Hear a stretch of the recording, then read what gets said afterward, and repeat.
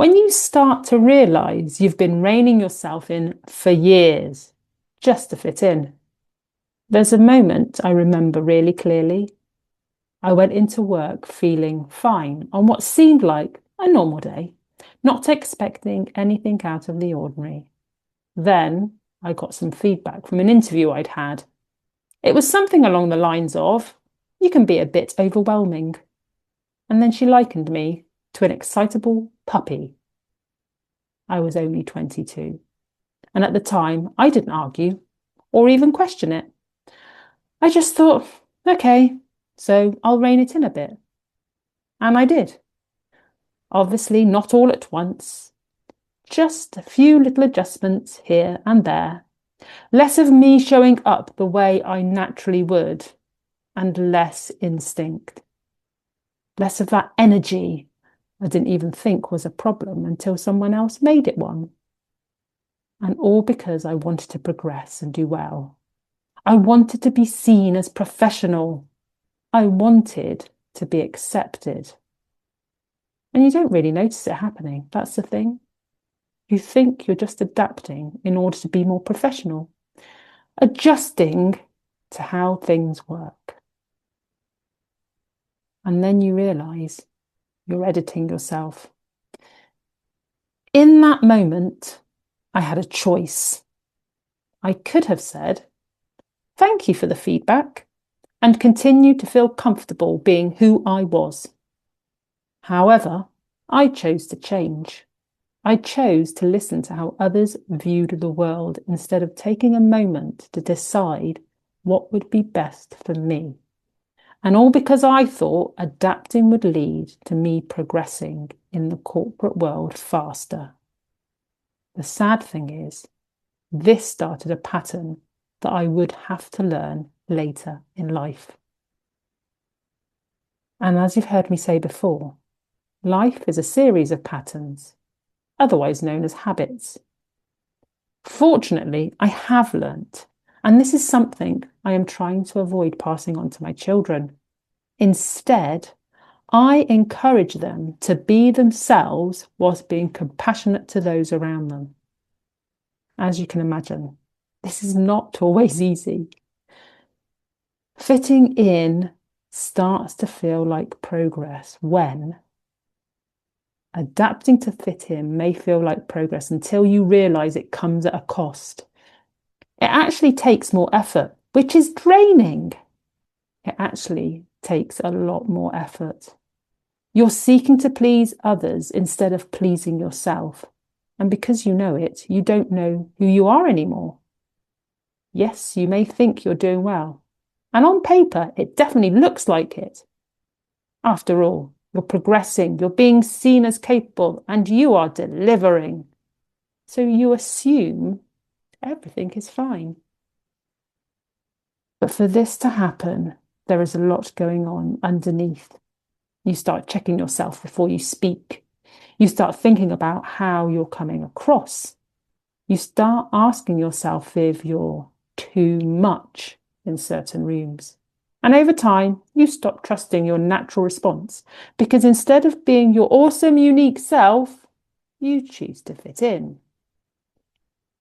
And then you hit a point where it catches up with you. I've had moments where it tipped too far, where my head wouldn't stop running through everything, where my head wouldn't stop running through every single thing I was about to say and do, where I'd wake up already tired. And from the outside, nothing looked wrong. That is the sad part. You're still functioning and showing up. And yet inside, it doesn't feel sustainable anymore because it's exhausting. It feels like you're holding everything together, just about, and nobody else can see it. But then there's the pattern that you notice. When I look back on it, I know there's a pattern. It starts with wanting to do well, wanting to prove yourself, wanting to be taken seriously. Then, somewhere along the line, you start shaping yourself around what gets approval. And it works. until it doesn't feel like it anymore because you don't feel like you anymore. That's usually where people are when they come to me. Because as I've always said, no one is broken. They're just slightly removed from themselves and unsure how they got there. And what changes things? It's really quite simple. It's noticing where you've started to edit yourself, where you've learned to hold back, where you've decided it's safer to tone it down and then slowly start to reverse that. One moment at a time. One conversation where you don't overthink how you sound. One situation where you don't shrink from what you really think. And one decision where you stop second guessing yourself first. That's how it starts to come back. Just one small step at a time. If this feels familiar, then it probably means you've been operating like this longer than you've realized. Doing well whilst holding it all together and still getting through. And still feeling like something has got left behind of you somewhere along the way. It changes when you start paying attention to where you've been stepping back from yourself and deciding you're not doing that anymore. Even in small ways, that's enough to start with. So I invite you to take a moment right now to allow yourself to reconnect with who you really are, to notice the moments where you've had to pause because you haven't recognized the person who is talking. You are saying things that you wouldn't usually say. There's power in pausing and reflecting. And this is not an opportunity to beat yourself up. This is an opportunity for you to decide what your next best move is. This is your opportunity to decide who you want to be going forward.